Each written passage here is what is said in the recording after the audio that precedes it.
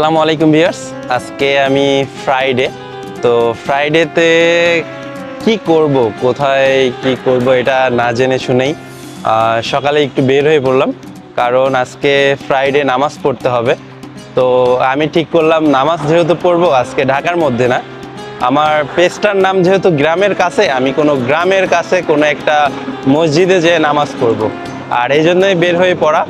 আর বের হয়ে আমি সোজা চলে আসছি 300 ফিট রাস্তায়। 300 ফিট রাস্তাতে যে ভিউ পয়েন্টটা সেখানেই আসি, আর এইখান থেকে ডিসাইড করব কোন গ্রামে বা কোন দিকে যাব। এটা গুগল ম্যাপের মাধ্যমে আমি চেক করব এবং তারপরে আমি সেই দিকে যেয়ে মসজিদে একটা সিলেক্ট করব এবং সিলেক্ট করার পরে সেখানে যেয়ে নামাজ পড়ব। কোনো একটা গ্রামের উদ্দেশ্যে আমি বের হয়ে পড়লাম এবং ছুটে চললাম গ্রামের দিকে। তো আমি একটা গ্রামে চলে আসছি এবং গ্রামের যে মসজিদ, এই মসজিদে নামাজ পড়বো। আর এই মোল্লাবাড়ির জামে মসজিদেই আমি আজকে জুম্মার নামাজটা আদায় করি। আসসালামু আলাইকুম রহমতুল্লাহ। আলহামদুলিল্লাহ জুমার সালাত আদায় করেছি।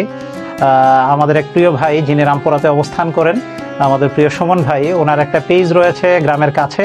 উনি আজকে জুমার সালাত আমাদের মোল্লাবাড়ি সেন্ট্রাল জামে মসজিদে আদায় করেছেন। আসলে খুবই ভালো লাগার, এবং ভাই এই জুমার সালাত আদায় করার জন্যই পূর্বাচলে এসেছিলেন, এবং আমরা এই যে পূর্বাচল 30 নম্বর সেক্টর সংলগ্ন যেহেতু আমাদের মোল্লাবাড়ি সেন্ট্রাল জামে মসজিদ, আলহামদুলিল্লাহ জুমার সালাতের পরে আমি যেহেতু রামপুরায় দীর্ঘদিন ছিলাম, সেই সুবাদে ভাইয়ের সাথেও পরিচিত হয়েছি। সব মিলিয়ে আসলে এক্সপিরিয়েন্স খুবই ভালো। আর উনি যে মসজিদে নামাজ আদায় করেছেন, মোল্লাবাড়ি সেন্ট্রাল জামে মসজিদ, এই মসজিদটা প্রতিষ্ঠা হয়েছিল 1940 সালে, এবং এই 1940 সালে প্রতিষ্ঠা হওয়ার পর থেকে আজকে 2025 সাল, 85 বছর যাবৎ।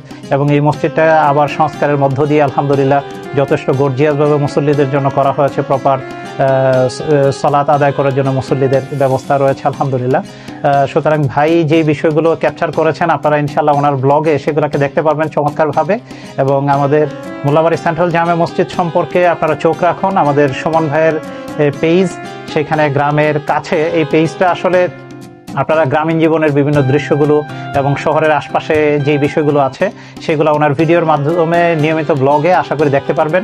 এবং সুমন ভাইয়ের জন্য অফুরান দোয়া এবং শুভকামনা। ওনার পেজটাকে আপনারা ভালোবাসা দিবেন এবং ওনার জন্য আকাশ মুগ্ধতা এবং ভালোবাসা রইল। আজকে শুক্রবারে আমি এই মসজিদে এসে নামাজ পড়ছি এবং নামাজ পড়া শেষে এই মসজিদের যে দায়িত্বে আছেন তার সাথে কথা বলছি, এবং তিনি আমাকে অনেক সুন্দর একটা ইনফরমেশন দিছে এবং সেইগুলো শুনে আমার কাছে অনেক ভালো লাগছে। এত সুন্দর সাপোর্ট দিবে যে এখানে এসে আমি সাপোর্টটা পাবো, এটা একদমই আনএক্সপেক্টেড। তো আমি অনেক অনেক ধন্যবাদ জানাই এখানকার এই গ্রামের মানুষের এবং এই মসজিদের জন্য। এই মসজিদে সবাই যারা নামাজ পড়ছেন আজকে সবাইকে অসংখ্য অসংখ্য ধন্যবাদ। গ্রামের কাছে যারা এই পেজটাতে দেখছেন, আসলে এই রুমটা একজন ইমামের জন্য এই ধরনের একটা চমৎকার রুমের একটা ব্যবস্থা আমি মনে করি প্রত্যেকটা মসজিদেই থাকা দরকার। এবং এটা যদি গ্রামে শহরে প্রত্যেক জায়গায় ইমামদের একটা পর্যাপ্ত সম্মানের সাথে এই ধরনের একটা চমৎকার পরিবেশে রাখা যায়, তো এটা আসলে অনেক ভালো।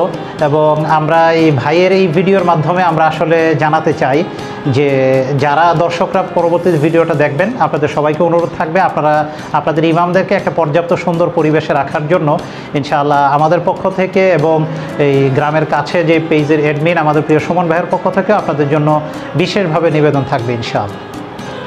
জুম্মার নামাজ শেষ করি এবং আমি জুম্মার নামাজ শেষে বাসার উদ্দেশ্যে রওনা দিই।